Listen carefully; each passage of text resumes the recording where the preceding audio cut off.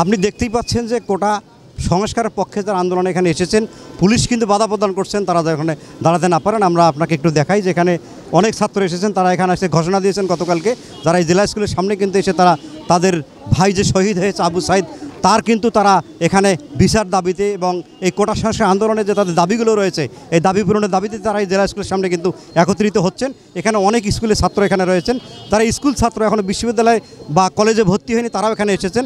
আপনি দেখতে পাচ্ছেন যে এখানে কিন্তু পুলিশের পক্ষ থেকে তাদেরকে নিবৃত করা হচ্ছে, এখানে দাঁড়াইতে তাদের মানা করা হচ্ছে, তারপরে কিন্তু তারা মানছেন না। ধীরে ধীরে কিন্তু এখানে পরিপূর্ণ হয়ে যাবে আন্দোলনকারী ছাত্ররা, এমন তারা বলছেন।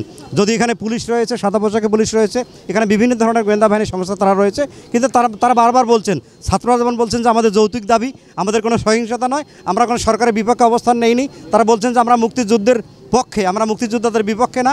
সব মিলে কিন্তু তারা বলছেন যে আমাদের সংঘাতের কোনো প্রয়োজন নেই, এখানে আমরা আন্দোলন করতে এসেছি, আমাদের যৌতুক আন্দোলন, এবং আমাদের ভাই যে শহীদ হয়েছে তার সে আত্মার মাগফিরাত কামনা করে, এবং যারা তাকে হত্যা করেছে সুষ্ঠু তদন্তের মাধ্যমে তাদের বিচারের দাবিতে কিন্তু তারা আজকে এখানে একত্রিত হয়েছে। তারা এই জেলা স্কুলের সামনে একটু পরেই কিন্তু তারা আন্দোলন করবে, এমনটি এখানকার ছাত্র আমাদেরকে জানিয়েছেন।